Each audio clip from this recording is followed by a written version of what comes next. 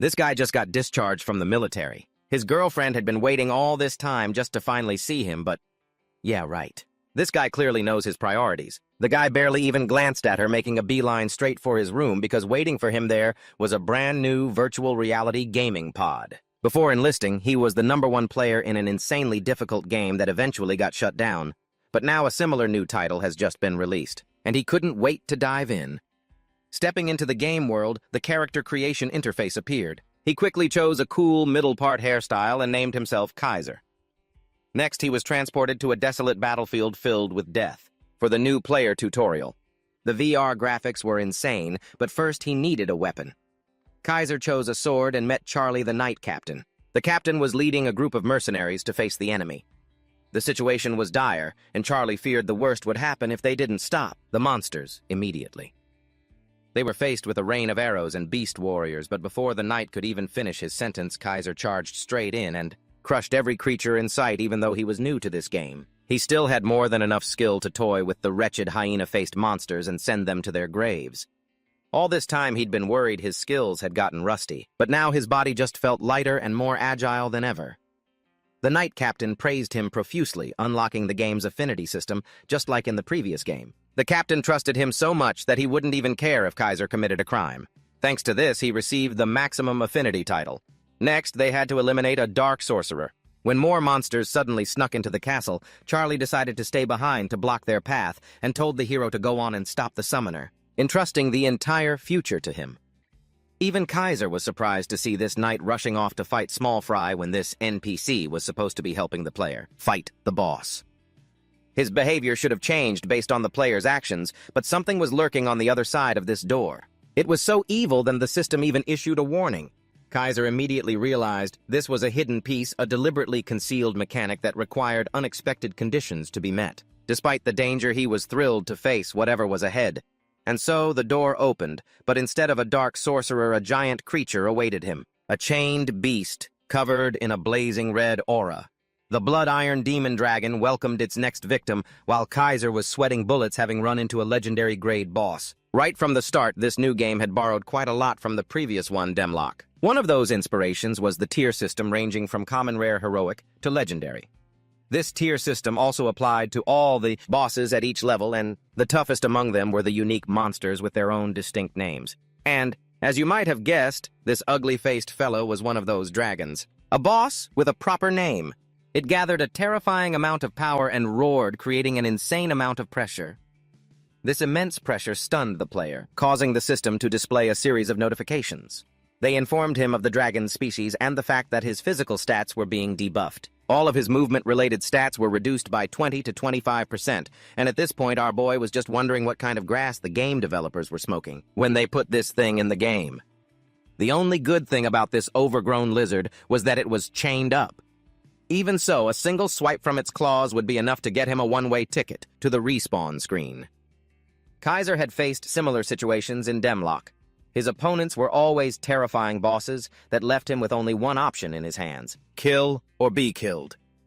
The ultra-cool player drew his sword and dodged the first attack, a blow that shattered the ground. He dodged to the right, then rushed back into the fight with a sweeping slash. Dealing some sort of damage to the dragon, the monster's second roar stunned him again. Realizing he was about to be crushed, he used his sword to slash at the claw in a counterattack, but the aftershock sent him flying back several meters. He took a second to check how much damage he'd done, and out of 1 million health points, our guy had only chipped away 120 health. In other words, he had to get serious if he didn't want to become its dinner. This was the worst difficulty imaginable for a tutorial boss. Kaiser slashed the dragon one more time, all while recalling the crazy comments he'd read on the forums about this dragon. Apparently, not even the best players in this game could defeat this creature. But up until this moment, our boy was still absolutely styling on it with his sword. More comments flashed through his memory as he continuously used his sword to parry its blows and cut the dragon down with every strike. Interestingly, the comments also noted how the demon dragon's species name was revealed. Most players thought it was some kind of bug, while others had no idea what was going on. You see, someone had finally defeated the tutorial boss for the first time. Piercing through the dragon's claw, he made the beast writhe in pain with a flurry of continuous slashes. Kaiser literally turned into Levi Ackerman, spinning like a top on its body and starting to rip the monster's flesh to shreds. And sure enough, the dragon fell. He was honored as the first person to ever defeat a legendary-grade boss in the tutorial. He would soon receive a reward for this achievement. But for now, Kaiser stood there panting and completely exhausted, annoyed by how damn tough this boss was. Drawing his sword, he focuses on the detail that he is the first player to defeat the boss, even surpassing some of his old friends. After all, even they had once thought this beast was unbeatable during the tutorial stage. But now Kaiser is curious how his friends are managing. As his reward, he receives the title of First Killer, and he unlocks a series of traits for his playstyle. The first is Weapon Master. The second is Hidden Dragon. The third is Slayer, the fourth is Hero, and the fifth is Limit Breaker. All of their conditions have been met, unlocking an even more powerful trait called Eye of Truth. And just from this first encounter, Kaiser is shocked to have received so many traits, and all from just a single battle. After all, in a normal tutorial, each player is only rewarded with a single trait. Let's take a moment to talk about traits. They are one of this game's special systems, diverse with many different types like Pathfinder and Swordmaster. Some higher-level traits are only awarded based on a player's performance. Right now, Kaiser's stats have nearly doubled, and his swordsmanship effects have also been enhanced. Along with a ton of other sweet buffs, he glances down at a special trait that allows him to see things that are normally hidden. It's a rather vague effect, and of course, while Weapon Master and Hero Slayer are excellent traits on their own, there's nothing particularly special about them. There will always be some people in the player community who possess traits like those. But when it comes to a unique skill like Eye of Truth, this thing is truly one of a kind. In other words, our boy has hit the jackpot with this one. He's received countless different rewards and scored a huge achievement. Even the title he just earned grants a special effect letting him deal an extra 10% damage to boss monsters. The guy feels like he's living the high life, especially since he always had the worst luck in the previous game. Just like me every time I open a case in Counter-Strike. Anyway, his eyes are glued to the opening door. It's actually Captain Charlie looking all bloody and bruised. The old man is stunned when he sees the player and asks if Kaiser really managed to defeat the monsters all by himself.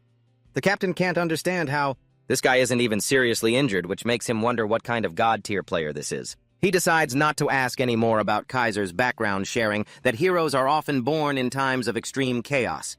So this young man's very presence is a symbol of hope for the world. Man, the dialogue in this game is so cheesy. It's boring our guy to tears while this old man gets on his knees begging the hero for the chance to become his sword. It's so intense that the system even explains that his intentions are completely sincere and that he will now become Kaiser's subordinate. Our guy is stunned by the offer. But on the other hand, Charlie was already dead in this game's original storyline, so there's no real benefit to this. The tutorial specifically stressed that this event takes place in the past, and thinking this is just a tedious formality, Kaiser tells the captain to do whatever he wants. His words are interpreted as acceptance, allowing him to receive the captain's servitude. The man can now fall into an eternal slumber, peacefully embracing the hope of a brighter future alongside his hero. Kaiser takes those words to heart. Meanwhile, the system announces that he will soon be returned to the Pantheon Temple. A giant portal appears right behind him. It's time to leave the tutorial. But before he leaves, the knight calls out to his master and asks about their next destination. After a moment's thought, Kaiser replies that they'll go wherever they're needed since the world is a mess. The knight is absolutely thrilled by this answer. He reacts as if the kid just quoted Socrates or some other profound philosophy. Anyway, the teleportation process begins with a 5-second countdown. Before time runs out, the captain hands him a holy relic. And with his last words, Charlie smiles, thanking his master and hoping for salvation. Kaiser is immediately transported back to the Temple of the Gods after that scene. It welcomes him to the place where players choose a god and begin the path to receiving their blessings.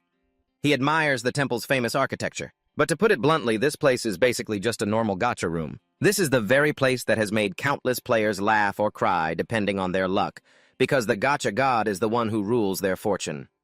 Since a player can only serve a single god, their path is determined by that choice. Everything in this game is divided into tiers. The gods themselves have their own ranks. Fable, heroic, and mythological. Fable gods are entities that became deities through stories passed down from ancient times. Heroic gods are those who contributed to the prosperity of humanity and ascended to godhood. And finally, there are the mythological gods. They are the ones who rule over entire mythological systems like Zeus or Odin from their respective pantheons. As expected, mythological is the highest tier. Each card floating in this space contains a different god, so the system prompts him to choose one. Our boy's luck is usually terrible, and so he isn't too concerned. But what surprises him the most is a card shining with a brilliant golden light nestled among the others, activating his Eye of Truth. Kaiser suddenly realizes he can use this skill to see what's hidden behind any of the cards. This is where this skill becomes truly overpowered, because you'll know for sure which gacha pull is the best and just scoop up all the advantages. The very teammates who once said he had the worst trash tier luck had wounded his pride, as it always brought the young man down. But now things were different. He could officially become a powerful ranker. Kaiser couldn't even hide his excitement, looking ridiculously happy, because the young man knew full well that victory was already in his hands. From now on, he decided to only aim for the golden cards to benefit himself.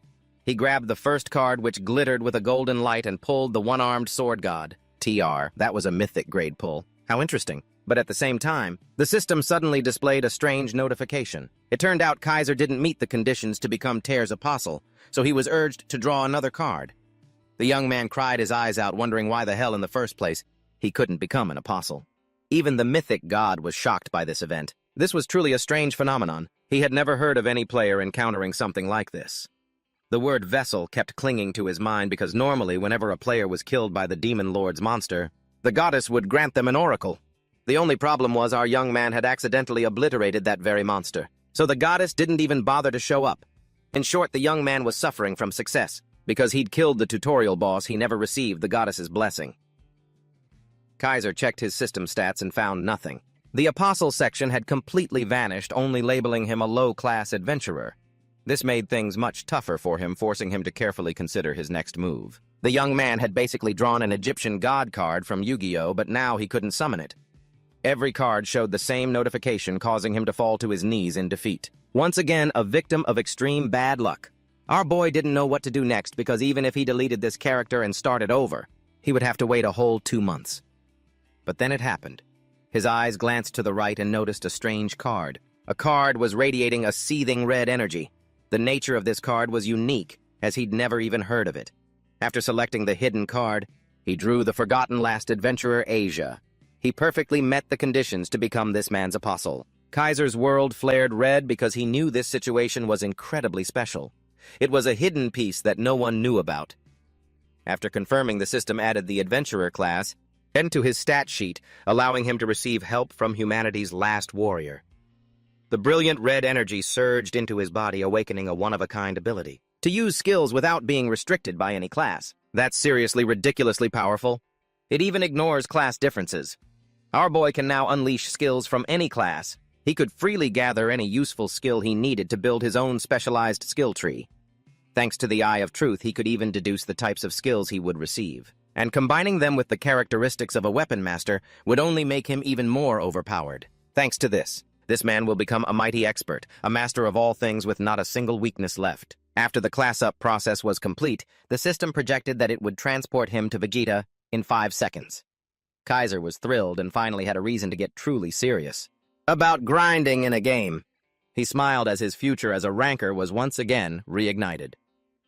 In Vegeta, we arrive at the starting city Ard. Players were bummed out from getting trash gacha pulls, but a few others were fine with it since combat classes aren't the only thing in this game. The atmosphere was bustling with all sorts of players, but mixed among them were scoutsmen dressed in sharp suits. They were actually searching for talented members for their guilds. But honestly, these guys were pretty annoying. One scout was frustrated, needing to meet his recruitment quota. Otherwise, his boss would kick his ass. But interestingly, they spotted a guy in the distance who seemed like someone they'd be into. Just a quick glance, and they thought the kid was crazy, and that there was no point in recruiting him. While they passed him by, our boy was actually busy admiring his new piece of equipment. He had just put on the necklace of blood and covenant. It was a hero-grade item with countless different usage options. Once again, this man felt like he was drowning in good luck. That feeling was just too amazing. A sudden notification appeared. It was a goblin sweep quest, the first quest he had to tackle as a player. But he wasn't the only one. The others also received a request to eliminate 40 goblins as a hunting quest. Everyone was fired up. Meanwhile, a mustachioed dwarf named Hunter Dante was passing the work off to the players, asking them to take care of the goblins for him. Immediately, the first instinct of these players was to call for members to form a party. Kaiser took note of this detail. In fact, a group finally approached him, expressing their desire to grind to level 12. There was an archer and a mage, and based on their appearance, they seemed pretty nice. Normally, hunting is much easier when you're in a party. Any bonus experience is helpful, which makes forming parties in this game so worthwhile. With that mindset, it becomes absolutely essential. Kaiser agrees to join them and form the ultimate team under his name. One player asks if he's a fan of Kaiser, which is why he took his name. The guy who used to sit comfortably in the #1 spot in Dem Rock back in the day? They think he's a certified die-hard fan of that runner. That's why he chose that name, but they have no idea that our boy is the real deal. This is no different than asking Michael Jackson if he's Michael Jackson. Anyway, the party is super hyped and wants to quickly grind to level 12. Even our boy is happy to do it. We go straight to their quest, where Sylvester is landing a blow on a goblin to stun the creature. And after the first hit connects, he tells the others to charge in and attack. The archer and mage unleash their signature shots tearing through the wind. They zip past their companion and finish off the green-skinned goblin instantly. When the first creature falls, the others are pretty scared, but they still try to charge forward like a bunch of idiots. They pressure Sylvester's defense while his friends worry he's about to take some heavy hits. The leader urges them to quickly attack the goblins while he holds them off, except for one big problem: both of them are on cooldown. Since they're busy, our boy dives into the battle from above at that very moment. This man swings a wide slash, crushing the goblin in a single blow. His agile movements are so incredible that even the others are stunned. Kaiser lands on the ground before launching straight back into the horde of monsters like a rocket. He speeds up, sweeping through countless goblins and killing them all at once, and receives a ton of praise from his teammates. Even the leader has to pause for a moment to thank him for this amazing performance, believing they'll be able to clear this quest very quickly. There's just one small problem right ahead. A whole new horde of goblins has just arrived. These little bald, green-skinned bastards are giggling and waiting for a chance to strike. While the leader urges the team to fall back and retreat, our boy couldn't care less what that means because he's ready to fight. He charges straight into the goblins, who are ecstatic, believing they're about to get a free meal, while this man soars high above, sizing them up like an appearing demon. At first, everything seems silent, but then a real explosion erupts from the aftershock of the battle. This takes us back to a conversation that Kaiser once had with an old friend who questioned why he always dove headfirst into the most intense battles. Our boy doesn't understand what recklessness means. While his friends explain that he's always the first to charge in to face any boss or powerful monster, the top player simply replied that he still defeats every threat, ignoring all danger. Recklessness is a foreign concept to this man, because although it may seem dangerous to others, discouraging their fighting spirit in the face of such risk, Kaiser is the complete opposite. You see, this man isn't in danger. He is the danger, and he won't sugarcoat it for you. He always fights systematically, knowing for a fact that he will win every encounter. The recent explosion happened because he used a skill called Smash.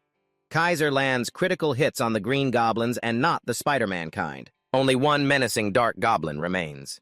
Kaiser swings around to target the main threat, knowing full well that taking out ranged enemies first is always the best strategy. On his way down, he cuts down a few armed warriors blocking his path.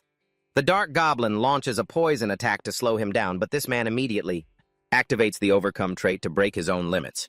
This sharpens his senses, allowing him to precisely deflect the attack. This leaves the goblin stunned by his reflexes, and then he moves in to end its life in the blink of an eye before facing another one right in front of him and sending it to the afterlife. Kaiser parries a blow and decisively unleashes a beautiful slash, felling the monster. The effect of the Weapon Master trait activates, allowing him to use the Exploit Weakness skill. Our boy is very pleased with his progress. He grabs a short dagger and throws it straight into the goblin's eye, dealing critical damage. The surrounding goblins are swarming to attack him. One of them charges in with a club. Kaiser parries it away. This also allows him to use the weapon's special ability, taking that very same club. This man goes into full Asian parent mode on those who stand in his way. First, he throws a dagger straight into a monster's throat before swinging the club to smash its face into a pulp. His weapon proficiency increases during the fight, causing his level to skyrocket. So far, things are going pretty smoothly. He really wants to learn skills without restrictions, but he never expected to be able to use them immediately in actual combat. Although tired, he's also extremely excited to have reached this level. But while he's getting hyped, the people watching him truly can't believe their eyes. The leader can't understand how a solo player could do something that even an experienced party would be helpless against with a horde of goblins. This man is on a completely different level when facing such a threat. And the name Kaiser starts to make a whole lot of sense.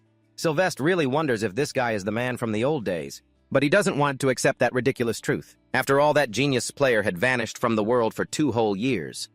There's no way that very person would show up in his party. No, that's really what he thinks. But that raises the question of who this man really is.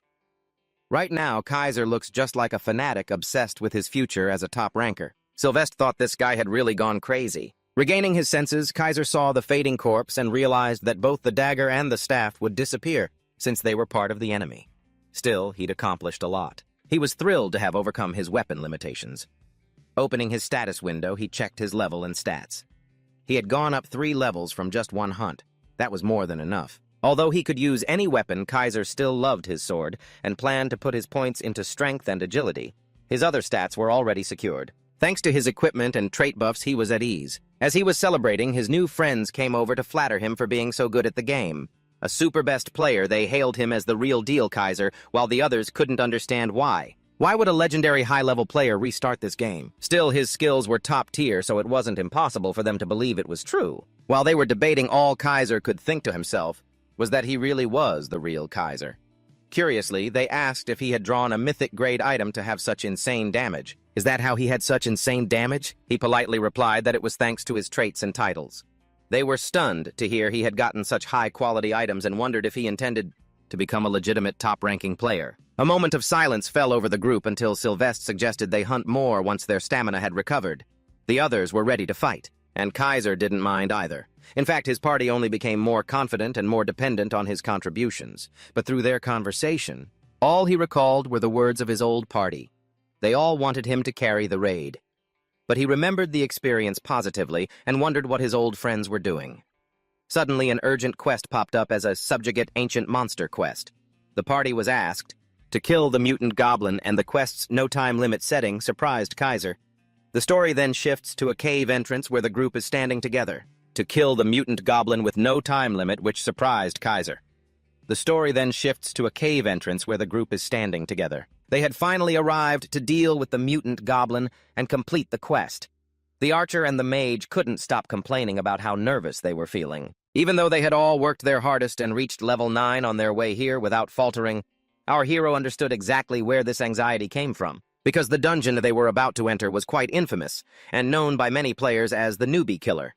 Kaiser recalled reading the reviews where people were constantly discussing and panicking about how to clear this dungeon, without dying over and over on each attempt. Moreover, it was almost a certainty that someone would die on the first try. Because of this, the dungeon had earned a few nicknames, including Ada's Tomb, among the player base. As the party finally stepped inside, Kaiser continued to think about the extreme difficulty of this place, and how it required very specific types of team coordination to clear it completely. As the party ventured deeper inside, they complained non-stop that a place like this should be permanently banned and deleted from the game. After hearing these negative comments, the party leader Sylvester tried to motivate the team by reminding them that they had no choice but to conquer this dungeon if they wanted a ticket to higher-level raids. Just like how companies prefer interns with experience over total newbies, the guilds in this game followed the exact same principle. And because of that, clearing this dungeon became mandatory if they wanted a real chance at joining a proper guild or party. The game even set up strict protocols to ensure no one could cheat the system, and all of each player's progress was recorded in some weird adventure book. That's why no one could lie about clearing the dungeon without actually doing it themselves. Kaiser understood that he had to be sure he cleared this dungeon now if he wanted a chance to fight the boss in the next city. The boss inside this dungeon was Ada, and although it was possible to proceed without defeating him here, the boss in the next city wouldn't allow anyone to advance unless this one was killed.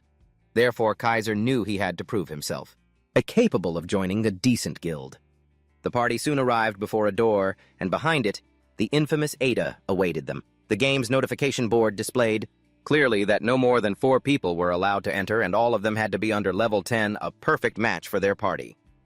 Kaiser asked the group if everyone was ready, and Jubank immediately replied that she was well prepared and had gone over the strategy more than 10 times already. The party leader Sylvester activated the quest, and everyone accepted without hesitation. The gate opened, and they stepped into the lair of the goblin warrior Ada while Kaiser got ready to return to real combat, as it had been a very long time since he'd had a chance to show off his true abilities. Just then, the boss monster appeared with a chillingly twisted smile on its face. It possessed a massive health bar of up to 20,000 points, and let out a roar as it prepared to crush the group of adventurers who dared to awaken it. Juban trembled at how real everything felt, and worriedly asked if this was still just a game, or if she had somehow been isekai'd to another world. Kaiser shouted for everyone to stay focused as the boss charged straight toward them. Sylvester glanced at Kaiser, thinking that no matter how strong he was, he couldn't protect all of them at once. He quickly stepped forward, raised his shield, and told the others to get back. As he braced himself to take the full impact of the boss's charge, he managed to stun it, and told everyone to seize this opportunity, to hit it with everything they had. However, the evil goblin quickly recovered and lunged in for a second attack. It swung its sword, but the tank blocked it once again with his shield while activating his protection trait, which increased his defense and vitality stats as long as the party members stayed behind him. Kaiser zipped around casually, slashing the goblin again and again. The goblin shrieked and fell back, and Sylvester smiled at the monster, realizing that they could clear Phase 1 without any trouble. Just then, someone shouted a warning that a mechanic was about to happen.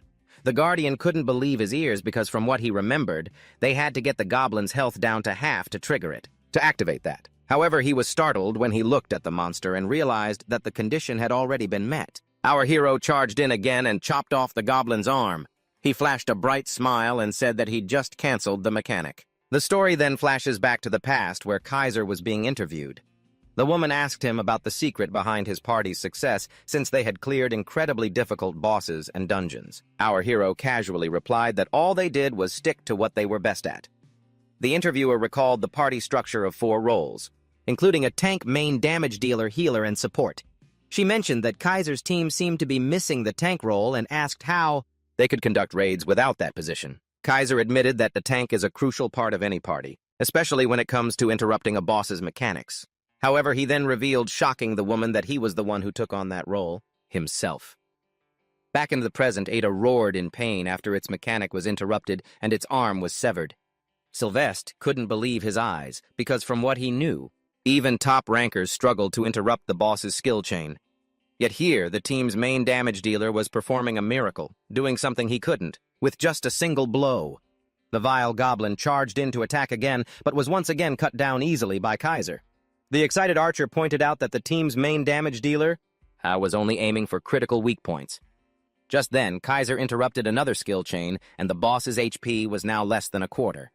Sylvester shouted for the team to prepare for the upcoming Phase 2. The mage and archer got into position ready, as they didn't want to let Kaiser steal all the glory. The mutant goblin soldier then revealed its trait and entered a state of berserk. Our boy had anticipated this, and recalled that every boss had a different ability. He remembered that the goblin Ada was designed by the game with 2 traits called 007 Bang. The first trait, D, would cast a debuff on the party if it took physical damage 4 or more times. The second trait allowed it to counter magic damage if a spell was used 3 or more times. Additionally, the berserk effect reduced their speed by 4%.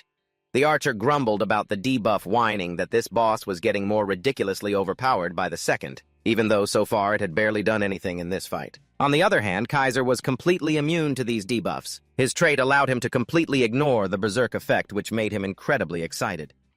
Meanwhile, Sylvester was ordering everyone to dodge and focus on evasion. But at that moment, Kaiser had another plan.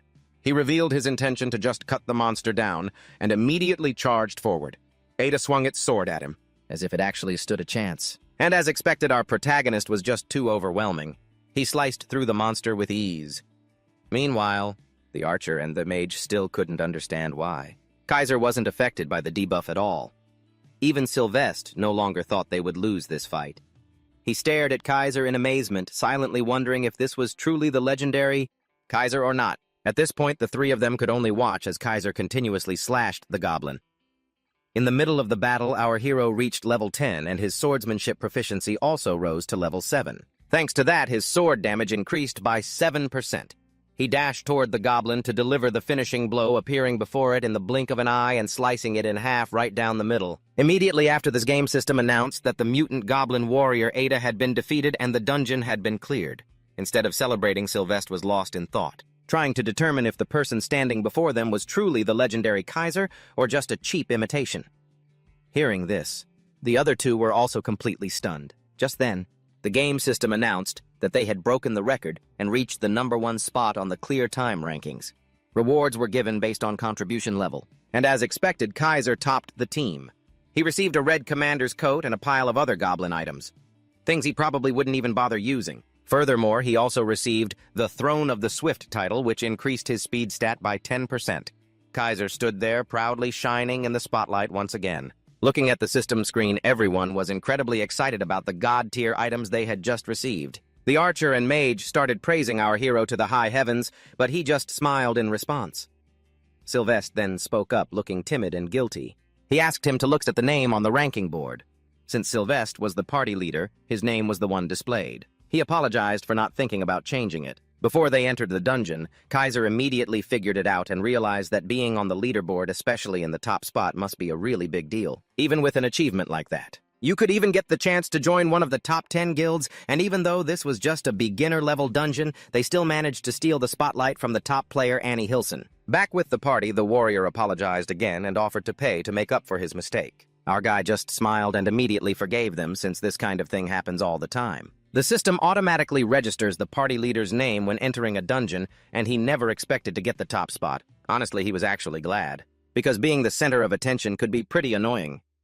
After all, the most important thing here was still the reward, the warrior equipment set, even if the item grades might vary. But it was still one of the best items you could get in this place. Since he had actually picked up equipment pieces of every grade, our hero figured a name on the leaderboard couldn't possibly ruin his mood.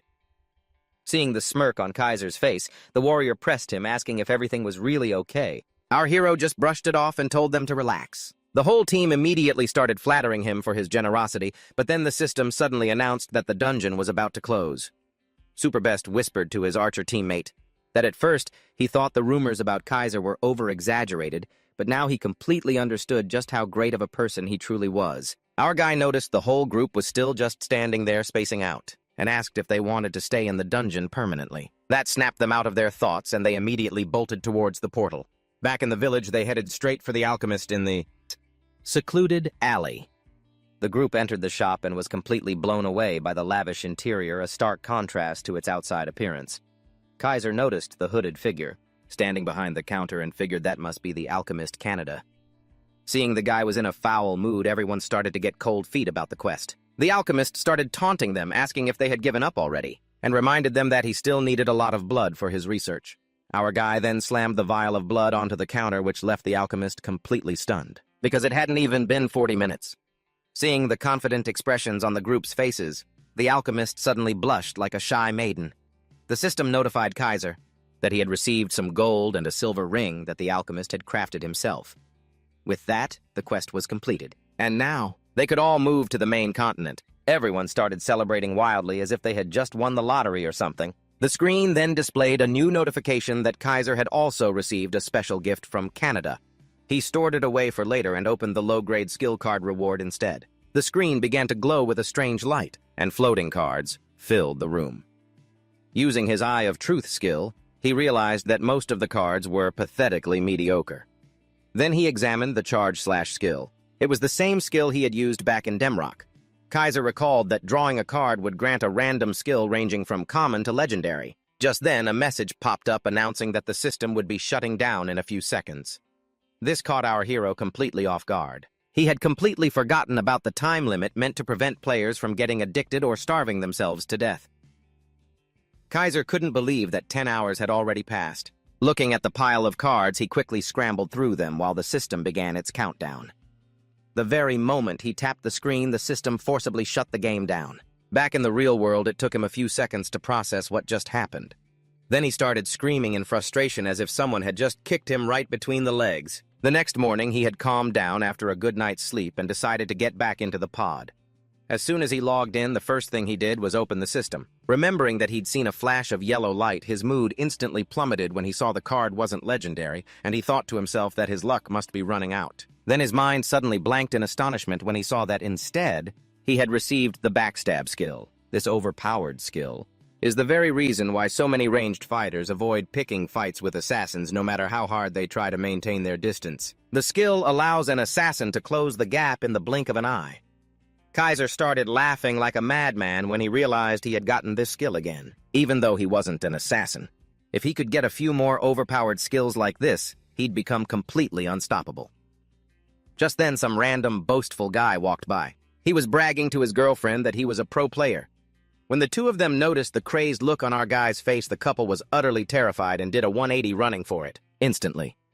Finally, snapping out of his daydream, Kaiser decided to equip the set of gear he had just earned. All decked out in his shiny new gear, he decided it was time to head to the main continent. As the portal appeared, he remembered that he hadn't even said goodbye to his party from before. Although he had started to grow attached to them, he figured it must be fate, and finally stepped through the portal.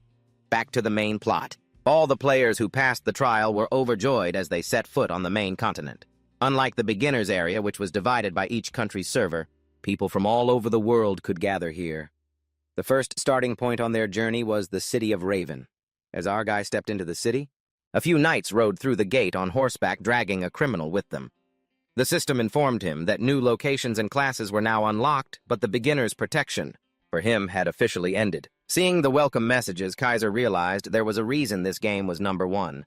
A friendly, portly NPC appeared and offered him a free beer from the tavern. Others also appeared, offering him free items, which left him deep in thought. He then tried to snap out of it, telling himself that he could do these things. After stretching, he wondered where he should go hunting now. A moment later, he was busy clearing out monsters outside the city. The warrior's set provided him with extra damage against goblins as well as overpowered strength buffs. Using the charging slash skill, he rushed through the horde of monsters, mincing them into bits. Furthermore, with every monster he defeated, his greatsword grew even stronger. The weapon was already overpowered to begin with, but the fact that its power was constantly increasing excited him immensely. Looking at his skill panel, he realized he wasn't far from leveling up. Just then, his Eye of Truth skill activated, and he spotted someone hiding in the bushes. The hiding thug started drooling at the sight of the warrior's set. He thought he had hit the jackpot. Unable to wait any longer, he lunged forward with his dagger, but Kaiser easily blocked the attack. The thug's camouflage finally wore off, and our boy glared at him with a terrifying aura. The man jumped back in fear and shouted for his lackeys to attack. An archer suddenly fired arrows at Kaiser, but they were deflected like paper scraps. Another guy with an axe charged at him, but his attack was swatted away like he was nothing. Pathetic. Our boy then slashed through the thug's body while the other two realized they had picked the wrong person. The cowardly assassin immediately turned to flee, but he didn't get far before Kaiser appeared right in front of him, asking if this little kid had lost his parents. Kaiser recalled that these player killers existed in his previous game, too. Almost all games have them. Even the king of all games, Sword Art Online, also had these low-life cowards, the kind who specialize in stealing from others or just do it for the thrill of killing. This game gods had them too, and our pro gamer knew them by the name Noob Hunters instead of player killers or PKs. The story shifts back to the game where our hero is standing before the coward who's about to piss his pants. The noob PK was confused as to how a seemingly normal swordsman could use the stealth stab skill which belonged to assassins. But before he could figure out the secret behind it, the assassin himself was eliminated. Kaiser also eliminated his accomplices who had ridiculous names like Not Your Mom. Instead of treating Kaiser as a criminal and issuing some kind of penalty, the game's AI recognized that he had only acted in self-defense. However, after dealing with these noob killers, our hero remembered the kind friends he had made in Ether. He then stored his items to avoid attracting more attention from other killers and went to complete his remaining quests. Soon enough, he had completed a series of quests and leveled up to 17, unlocking the West Gate. Kaiser, with his personality, immediately went through the gate and entered the western forest of Raven. On his way here, he was even warned by NPCs about the dangers of this hunting ground, and they advised him to try and run if he ever got near it. Our hero realized that the suffocating atmosphere here came from the dense forest and the giant insects, flying around along with goblins plotting and planning an ambush. From what he had researched, this place was extremely difficult, and players had set a rule that anyone who entered must be in a party of at least 3 people. Because of this, the area in front of the West Gate was bustling with people looking for others to fill out their team for a chance to survive in this terrifying place. While some were looking for damage dealers and tanks, others were hunting for healers. However, healer was a class that most people thought was best to avoid given how boring and incredibly difficult they were to level up. As Kaiser walked alone, people mocked him for being a broke loser who couldn't find anyone to party up with, while our hero just let out a small sigh of secret excitement. Inside that dense forest, he easily advanced, cutting down goblins who were caught off guard by his surprise attacks. One goblin thought it was his lucky day and pounced but missed his target completely and was smashed on the spot. Another goblin archer took aim at the poor boy, but Sir was one step ahead and threw his greatsword, slicing off its upper torso. When he lost his sword and with it all its buffs, the goblins thought they finally had a chance. However, our legendary boy had a backup plan, quickly equipping an axe and using stealth stab to take them down with overhead swings, swiftly finishing them off one by one, and even raising his axe mastery by one level. After finishing the goblin quest, he sensed something approaching from behind and spotted a giant centipede crawling over to fill its hungry stomach. Birds scattered from the trees due to the sudden chaos. Kaiser leaped into the air with the first centipede right behind him. He let out a fierce battle cry and swung his entire body to land a critical hit. The centipede took heavy damage and was knocked away. But the very next second, it bounced back and attacked him, clearly determined to get revenge. Our hero reacted instantly and successfully.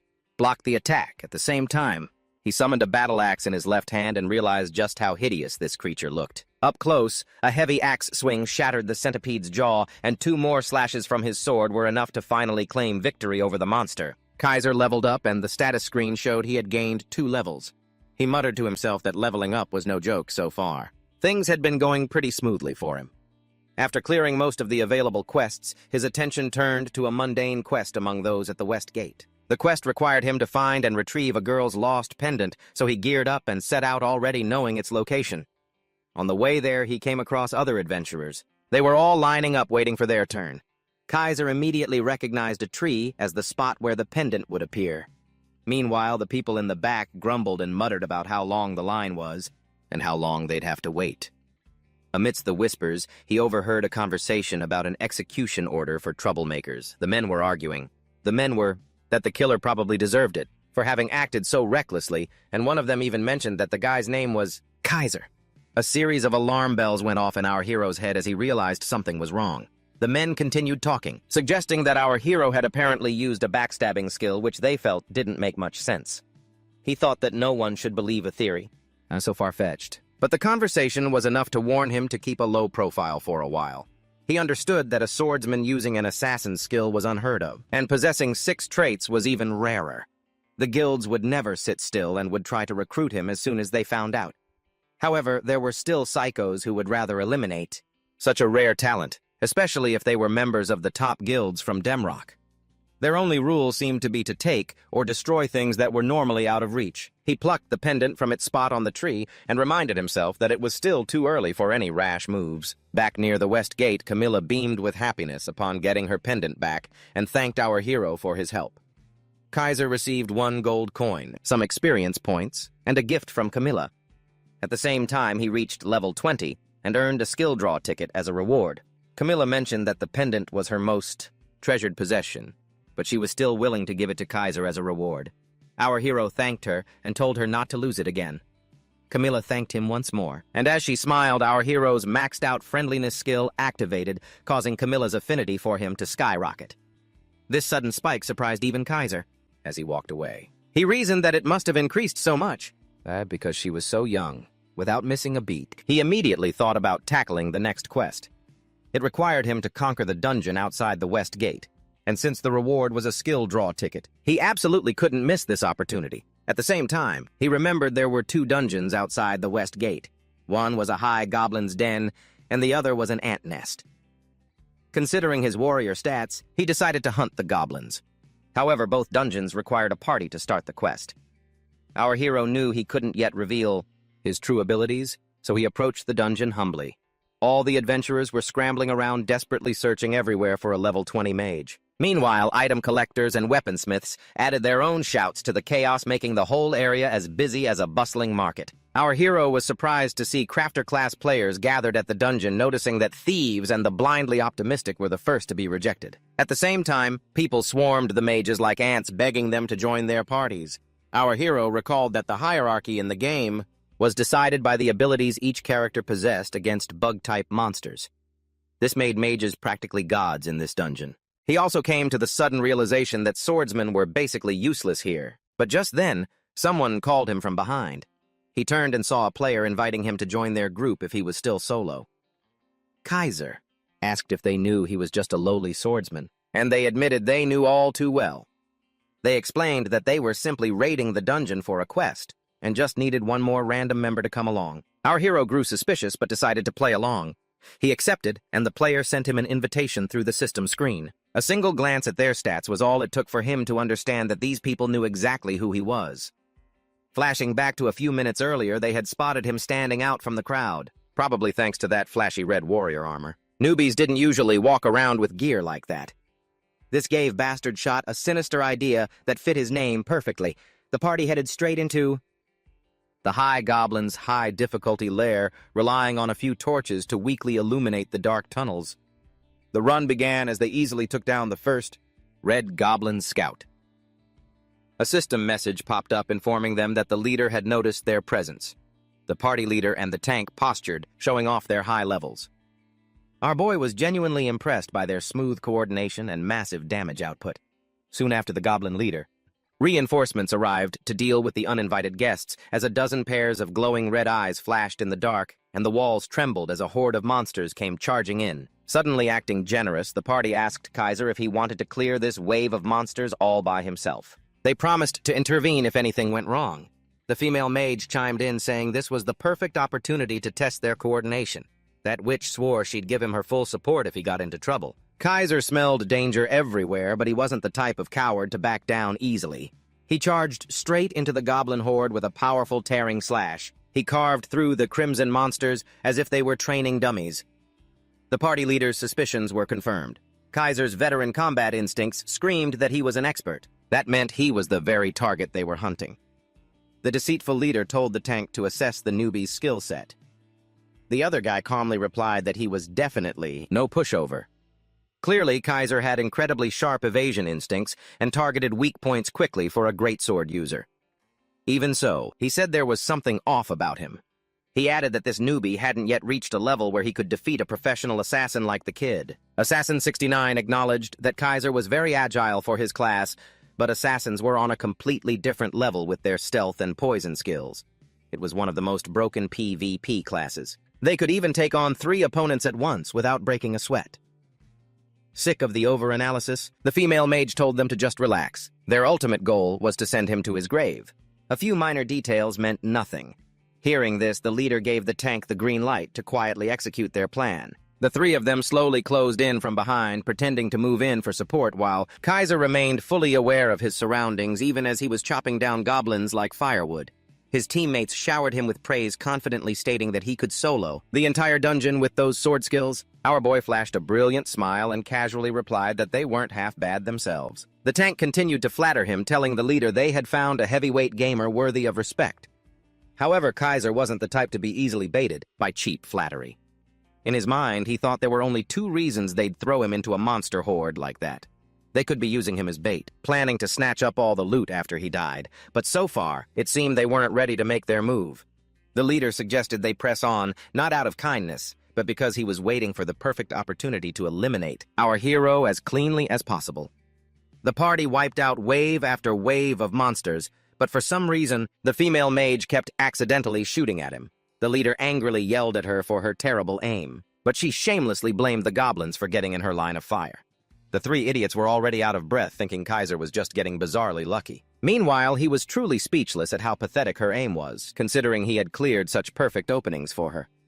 They arrived before the boss room, which meant this was their last chance. The giant doors creaked open slowly. A heavy, murderous aura flooded out. 2 elite goblin soldiers stepped forward as the leader's personal guard, ready to crush any intruders. The leader ordered Kaiser to handle them while they took care of something important.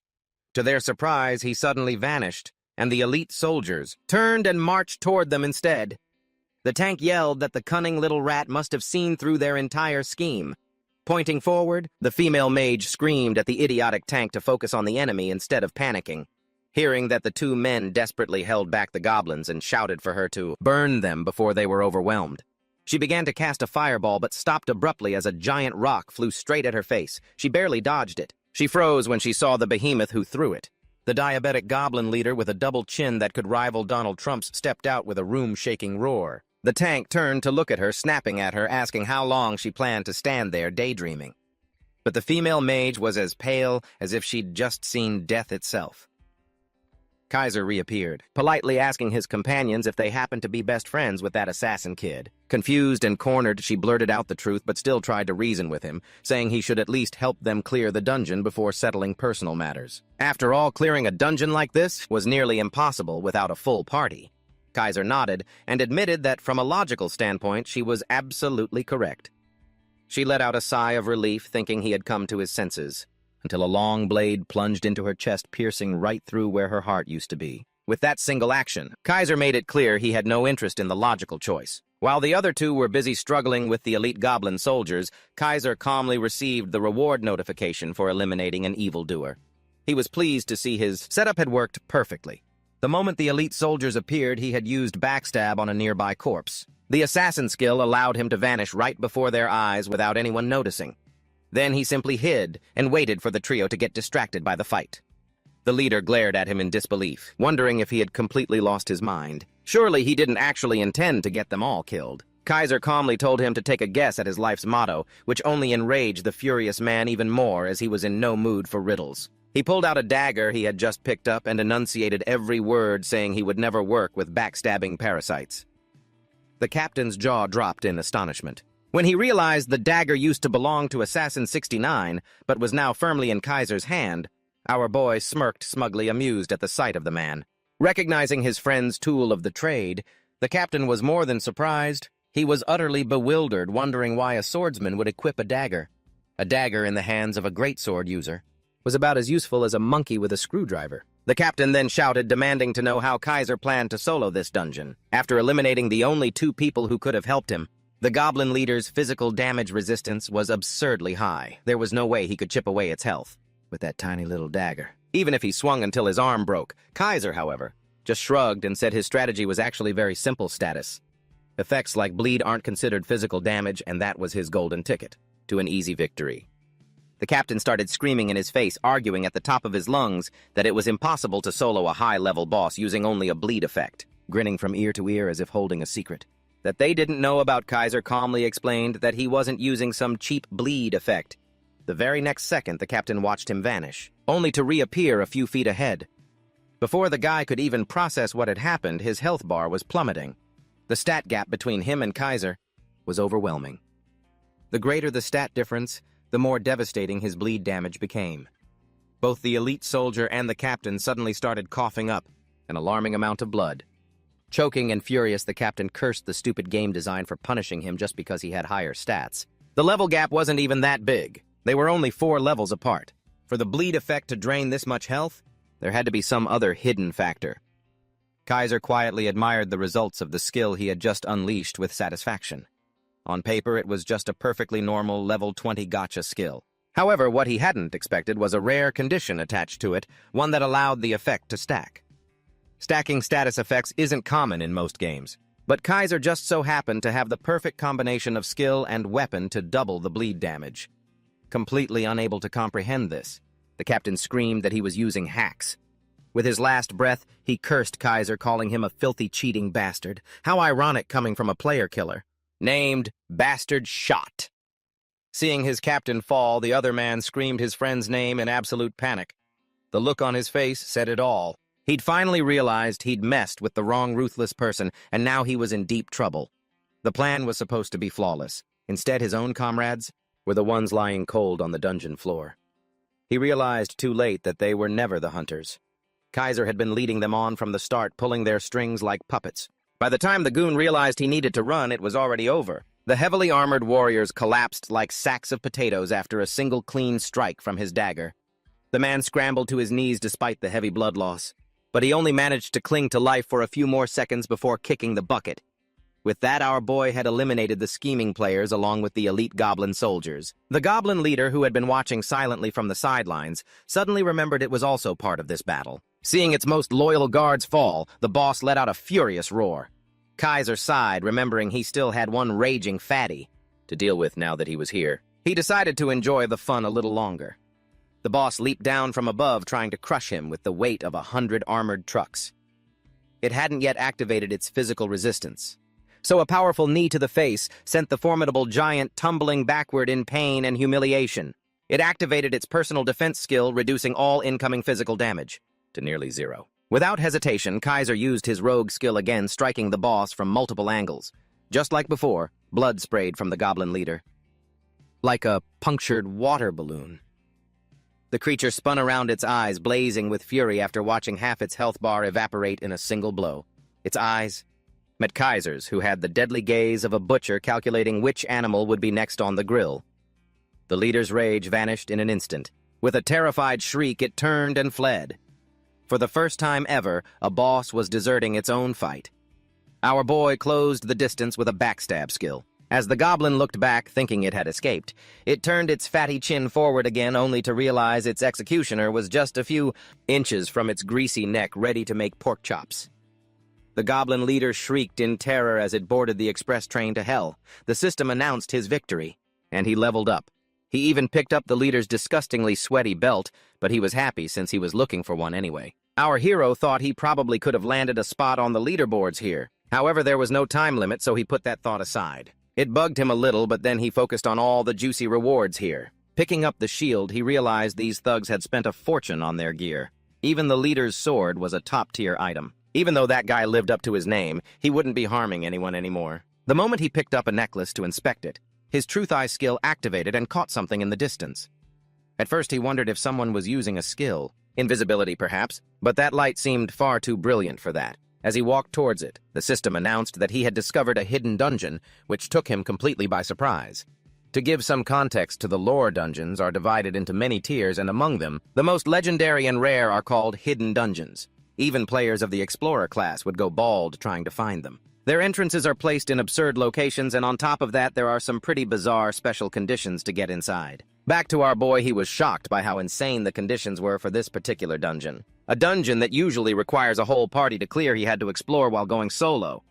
But then he told himself if it wasn't like this, it wouldn't be worth the effort. When he saw that the reward for this hidden dungeon was hero grade, he was fired up, determined to clear it no matter what. One of the veteran players of this game, Free, once said that entering a hidden dungeon is like sticking your head in a predator's mouth. Many players agreed with the idea that the moment you let your guard down against a beast, it will clamp its jaws shut and crush your head. A hidden dungeon is like a camouflaged predator waiting for its prey to step into, its wide-open mouth. Back to our boy, Kaiser had just stepped into the dungeon when he was immediately hit with a debuff that narrowed his vision. However, his heroic trait then activated, dispelling the curse and restoring his perfect vision. That rude welcome only made him even more excited. A fully hooded goblin then spoke up, calling him brave for entering its lair without an ounce of fear. Facing him, Kaiser saw all the goblins, undead and disgusting swarms of spiders, and immediately felt his skin crawl. Seeing his reaction, the goblin mage became even more smug and started laughing like a madman. However, our boy was shocked because it was a named mob. Even though this was a high-level dungeon, a named mob was still on a completely different level. He then remembered the rewards he got from defeating the dragon and started drooling over what he would get this time. The goblin then began a monologue, wondering how on earth this human had discovered this place. It could tell Kaiser wasn't an explorer, and even noticed that he had several different auras blended within him. Our hero was pleasantly surprised to see this goblin was smarter than it looked. The mage then got serious and declared that Kaiser would not be leaving this place alive. With that said, it unleashed its army of the undead, but our boy just stood there and retorted that he would teach this monster a lesson. Activating his backstab skill, he warned the mage that a ranged fighter should always stay on high alert when dealing with a melee fighter. He then teleported behind the mage. But the monster was prepared. It casually threw one of its undead minions at him, causing it to explode. However, the smile on the mage's face vanished instantly when our boy pulled an Itachi and appeared behind it once again. Seeing the knife in his hand, the mage realized it had been cut. Kaiser mocked it, reminding the goblin that he told it to be on guard. The goblin necromancer then got serious as it lifted up more of its minions and threw them, sending them flying toward our boy. Meanwhile, our hero dodged the monster missiles with ease as he could perceive the direction of the attacks and predict what that piece of trash was planning. Just then, Kaiser was cornered. The mage began to celebrate, declaring that it was all over, and detonated more of its undead minions. The dark mage clicked its tongue, showing clear disappointment at not being able to capture such an interesting test subject intact. Jiha blamed him for being too reckless and arrogant. That smug composure vanished in a flash when the man it thought was dead suddenly wrapped an arm around it from behind. He didn't stop there. He leaned in and reminded the mage that it couldn't use any more skills. Deciding to play around a little longer, he put away his dagger and started hitting Ji-Ha with his bare hands. Instead of finishing it off, a powerful punch sent the scrawny mage flying, its back slamming hard against the wall. The creature groaned, having probably never been brutalized like this before. Towering over it with a cold, steady gaze, Kaiser made it clear who the real boss was here. Ji-Ha clung to what little pride it had left, muttering that one day it would get revenge for this humiliation. Kaiser responded with the vicious hook to the liver, knocking that pride right out of it. He followed up with a series of short, rapid punches until the mage was breathing heavily and practically had to ask for a timeout. The ugly creature then had the nerve to lecture him, claiming that such violent, bone-breaking behavior was against the law. Therefore, what he was doing was completely wrong.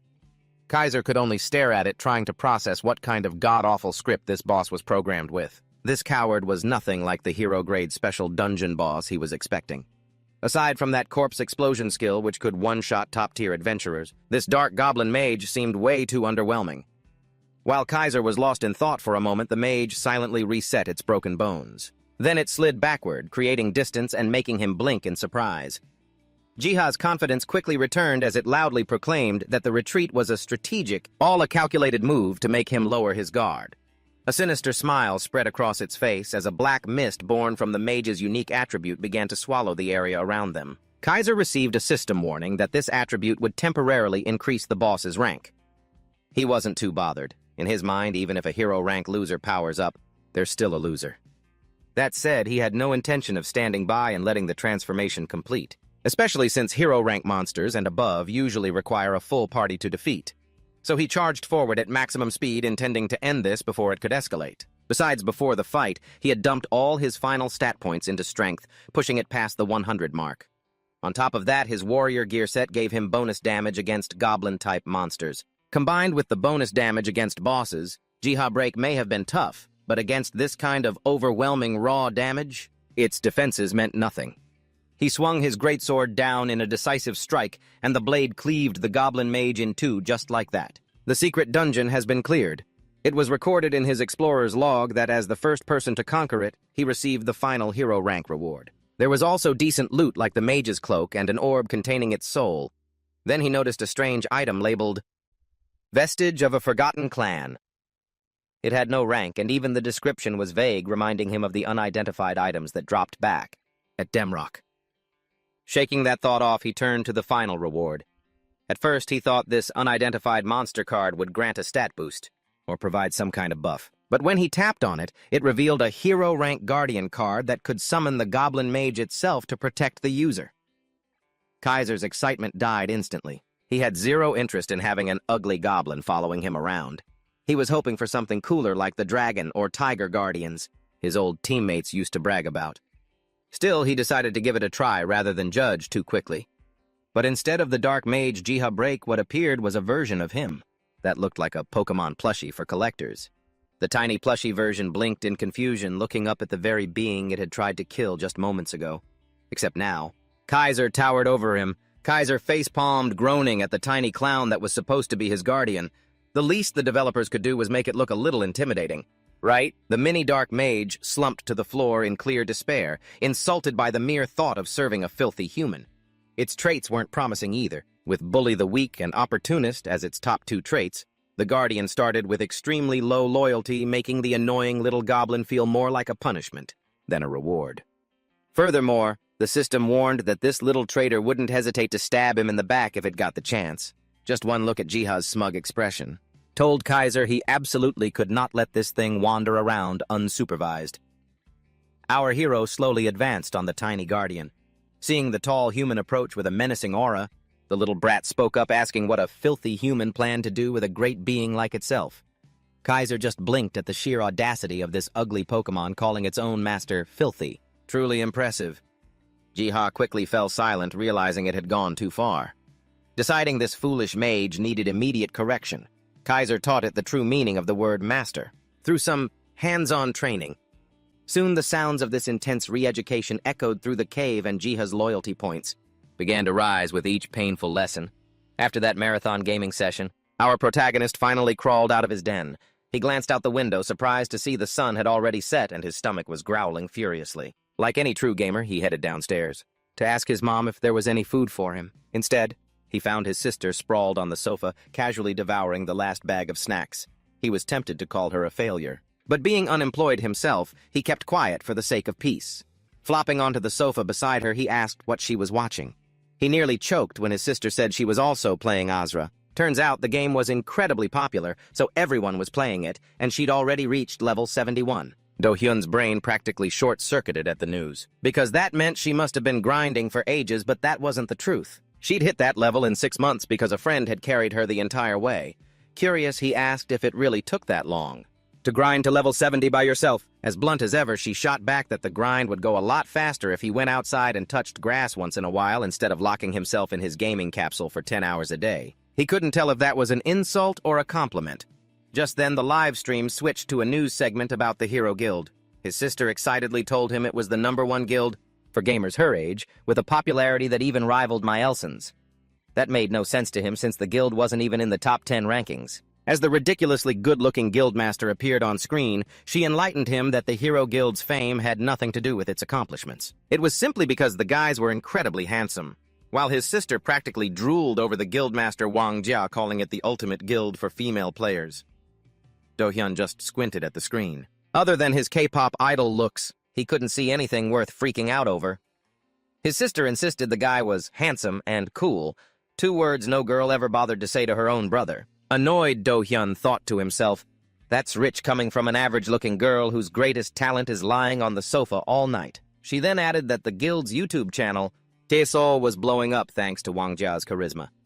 Do-hyun looked at his sister confused, so she explained that almost every guild live streams on YouTube for views. Big streamers regularly pulling in millions of views truly amazed him, because that meant they were definitely making a huge amount of money. She casually confirmed that guy must be making $1 billion a month just from YouTube. Hearing that, Do-hyun's brain completely froze as he calculated how many buckets of fried KFC chicken he could buy with that kind of money. Feeling utterly defeated by that handsome guy, he sullenly returned to his room and logged back into the game to escape reality this time. He decided to record his gameplay, hoping to get some explosive clips for himself. Ji-ha also woke up and cheerfully greeted, "Good morning, master." Do-hyun's stare reminded the little goblin of the physical lesson it had just forgotten, and that it needed to use proper honorifics when speaking to him. Ji-ha started sweating buckets, but Do-hyun decided to cut the mage some slack. He tossed it a robe to have something to wear since anyway. He couldn't wear it himself at the moment. Instead of being grateful, the little brat's loyalty dropped, and it started plotting to backstab him for its freedom. However, a small reminder of the recent pain quickly solved the problem, and Ji-ha had to express sincere gratitude for its master's kindness. It then asked what their battle plan was. He told it they had a lot to do. They moved to another area of the lair where he mercilessly slaughtered the entire goblin horde. Ji-ha couldn't help but feel a little pity for its kin. After cleaning up, he ordered it to try something new. He had the mage drop all the loot. It was carrying and try to resurrect the goblins he had just killed. The mage tossed everything aside and cast a spell. It looked far too serious for its goofy face. Surprisingly, it worked, and a red goblin rose from the ground. Ji-ha repeated this 2 more times, and confirmed that this was its legion's limit in its current state. Still, the idea of having an army of the undead intrigued him as it made the mage, much more useful than expected. Without waiting for permission, the mage started ordering the newly resurrected, completely ignoring its own master. When asked what it was doing, Ji-ha happily explained that it didn't have to carry the loot itself anymore. The fact that this little punk immediately delegated the manual labor to others the moment it got minions was infuriating. He told Ji-ha he planned to grind elite monsters once he reached level 2. Ji-ha surprised him by casually revealing that it already knew where all the elite monsters gathered. Turns out they were so lazy they practically camped in one spot for long periods. Hearing this, our boy grinned from ear to ear as he just had a truly brilliant idea. After learning that the elite monsters were foolish enough to gather in one place, Kaiser immediately devised a plan. With Ji-ha's help, he crossed the forest and found the ideal hunting ground. They came across an encampment of monsters that looked like goblins, but were more humanoid. Ji-ha confirmed with its master if this was what they were looking for. A crazed smile appeared on Kaiser's face as he saw the encampment. Finding this camp triggered a surprise quest called the Challenge of the Warriors. Completing it would earn him 100 gold, some skill experience, and a common grade skill draw ticket. If there's a gotcha ticket involved, this guy will definitely grind himself to death for it, wasting not a single second of the 48-hour time limit. He charged straight into the camp, letting the elites detect his presence. No need for stealth. He would just wipe them all out. To their credit, the elite monsters didn't flinch and immediately raised their weapons. He dodged to the side, perfectly timing it to avoid the first attack. Using the angular momentum, Kaiser attacked from above with his greatsword still in its scabbard. He used his knee to land a critical blow on the monster's ugly face. The strike broke numerous teeth and disfigured the poor monster's nose. Without a backward glance, Kaiser's attention shifted to the others in the camp. This time he smoothly drew the looted dagger from his inventory. With just a single stab to a vital spot, he consecutively tore through the weak points of 3 monsters before him. Even the non-critical hits left a nasty bleeding effect. In just a few short seconds, he had cleared out the elite camp, leaving only one desperate monster to test his accumulated power on. Against the monster's swordsmanship, Kaiser used the dagger to parry. The beast was stunned that a full-force swing was blocked by such a small weapon. Exploiting the opening, he delivered a devastating kick to the monster's stomach, making the poor bastard suffocate instantly. To finish this surprise attack, he immediately drew his main weapon. He swung the red greatsword with all his might, forcing the monster to let out a final battle cry. Kaiser split the poor bastard in two without meeting any resistance. From the initial charge to the finishing blow, it only took him a mere few seconds to drench the entire camp in blood and complete the job, standing at a safe distance. Jiha blinked, watching its insane master wipe out the elite monsters without breaking a sweat. It had sensed the terrifying nature of this man. Ever since the West Forest, he could no longer be called human.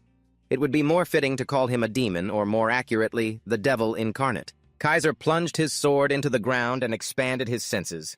Now that the warriors were cleared out, the next threat was sure to appear any moment. Just as expected, a hidden field boss, the corrupt goblin great warrior, came charging out of the forest's edge. His surprise quest automatically linked into a higher-level quest. Challenge of the Great Warrior.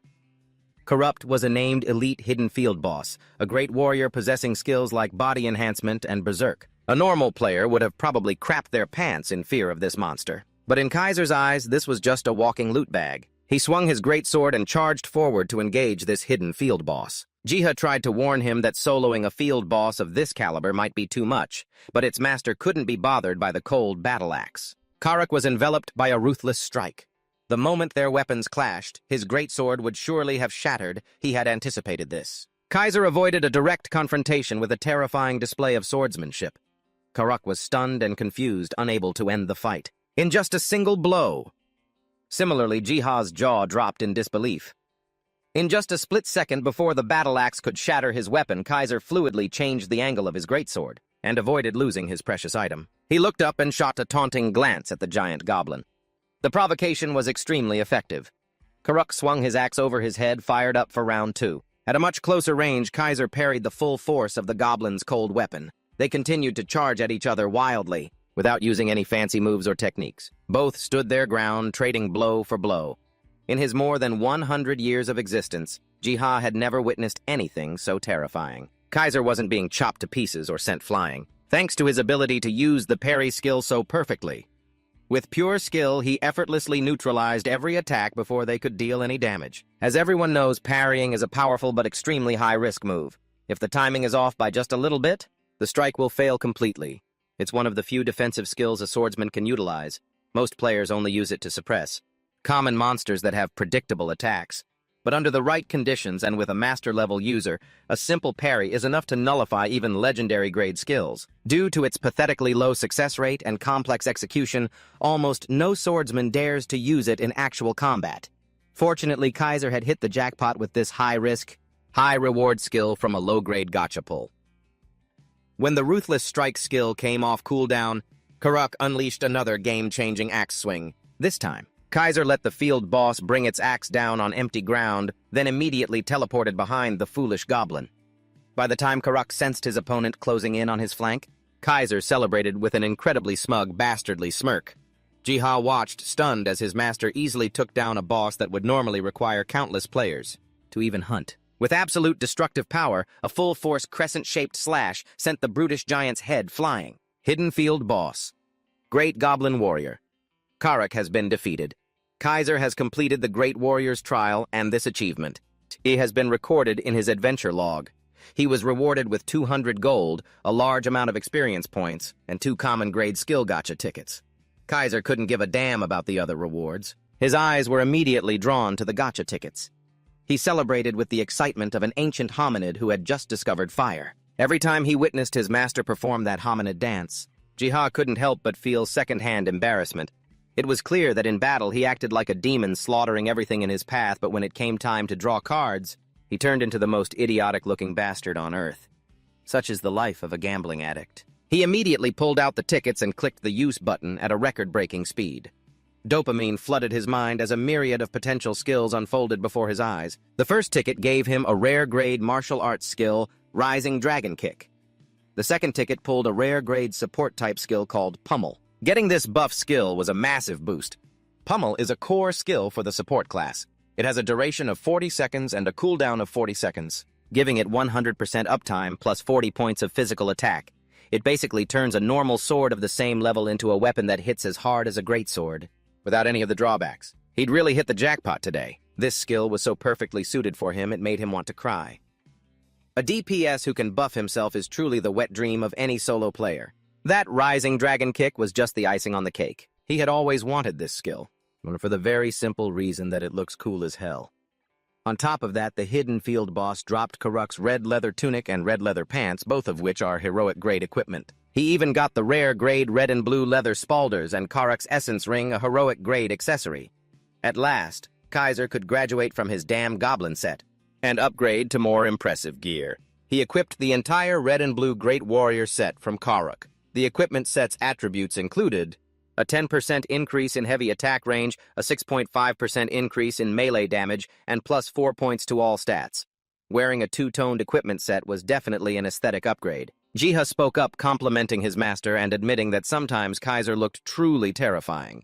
He took his servant's fear as another compliment. Sometimes he even scared himself with how overpowered he was. Seeing Kaiser bask in the glow of his own self-satisfaction, Jiha gave up any intention of having a serious conversation with this guy. His self-satisfaction was cut short by a notification that the little goblin's loyalty had decreased by 1 point. Knowing full well that this little bastard had just been cursing him under his breath, Kaiser immediately drew his sharp sword, threatening the shorty, and a reminder for Jiha not to overstep his bounds if he wants to keep his life. Thankfully, fear is an incredibly effective motivator for loyalty. For Jiha, the objective was complete. There was nothing left to do in this gloomy forest. It was time to get out of here. Even after taking down a hidden field boss, our #1 player was still itching to hunt for another bag of loot. He'd already devoured one whole. Why not keep this kill streak going? But to move to the next city, Kaiser first had to overcome the continent's trial. As it turned out, that trial was another field boss hunt. Defeat the Spider Queen Eliza and reach level 24. That Spider Queen would appear right here in this western forest. Like every other field boss, the entrance to her lair was always packed with players wanting to try their luck. Right now, a large number of people were gathered, waiting for the next respawn in about 10 minutes. They'd heard a rumor that the last spawn point was at the eastern web, so it was highly likely the Spider Queen would repeat that pattern. However, no one could be sure. This boss could just as easily appear from the west or the north. Who knew? Just in time before the battle for the queen began, Kaiser set foot in the web-covered lair. He asked his damn bald goblin if it knew the specific spawn location. Jiha called the Spider Queen a new generation monster, so he really didn't know much about her. Kaiser was a little disappointed. He thought this midget knew every nook and cranny of the forest. In the end, Kaiser was also stuck in the same guessing game as the other players. No matter where she appeared, he could always use his backstab skill to close the distance. Fortunately, his assassin trait had activated, giving him an overwhelming advantage. Compared to everyone else, this trait had actually revealed the Spider Queen Eliza's spawn point in his mind. It was a pleasant but also slightly strange surprise. As far as he knew, he had never received a Slayer title for Spider-type monsters. Could it be that the assassin trait applied even to bosses he had never killed before? If it activated for any type of boss monster, then this trait was truly ridiculously overpowered. He would need to test it a few more times in the future. The only thing that mattered now was the map boss that he was about to slaughter. Currently, his skill set was perfectly designed to monopolize as many map bosses as possible. As soon as the 10-minute countdown ended, Kaiser vanished, leaving the other players far behind. He teleported directly behind the Spider Queen Eliza's hairy backside. There were no other players around. Oh, in this dark underground cave, he would have plenty of space to let loose. The combination of the assassin trait and the backstab skill was simply too effective. Jiha was also teleported along with him. The little guy continued to be amazed by his master's every move. Standing before the Spider Queen, Eliza, who had just noticed his presence, he was quite surprised by the boss's enormous size. The giant spider roared its own name like a Pokemon while charging straight at the lone player. Sizing up his opponent, Kaiser dashed backward to get out of the way. As soon as he'd created enough distance, he unleashed his backstab skill and vanished into thin air. The Spider Queen reacted too late to turn and defend herself. Kaiser had just found the perfect sparring partner for his brand new Rising Dragon Kick. The damage was boosted by his set gear effect, dealing an additional 6% damage. More importantly, he was right, this move looked badass. He dealt a massive amount of damage, making all of Eliza's eyeballs scream in pain. Give this guy a blindfold and call him Lee Sin. That one kick dealt damage equivalent to an ultimate skill, sending the Spider Queen flying across the cave. She fell face first into the mud. Not letting up, Kaiser drew his greatsword and charged forward. Eliza had taken a significant amount of damage and she was struggling to get back up. Paralyzed from the initial shock, she could only stand still and watch as Kaiser sliced her to pieces like fresh meat. Since there was no kill notification yet, he continued his one-sided assault, pushing his speed to another level. Kaiser used his attack skills to boost his offensive power to an unbelievable degree. The increase in strength was palpable. The pressure from him became heavier and more terrifying than ever. All remnants of the Spider Queen's rage turned to fear as she sensed a familiar energy rising from her attacker. Kaiser summoned a dragon phantom even larger and more ferocious. As he activated his Rising Dragon Kick, he stomped his foot down on her head, intending to crush the giant monster's brain to a pulp. Eliza vomited a disgusting bile as all hope of survival vanished. The force of his kick shook the ground and the entire cave system. Jiha hid behind a rock at a safe distance.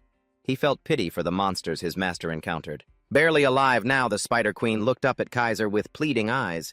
He was starting to get annoyed by the spider repeating the name Eliza like a broken record. The battle was now basically over. His brutal bloodlust began to surface. He put away his weapon to give her a beating with his bare hands. Even though she couldn't understand human language, the Spider Queen could sense that she was about to suffer an excruciating pain. Jiha listened to the sound of bare fists smacking against the monster's flesh. His master's cruelty filled him with terror. He was no stranger to it. He was used to being beaten by those hands.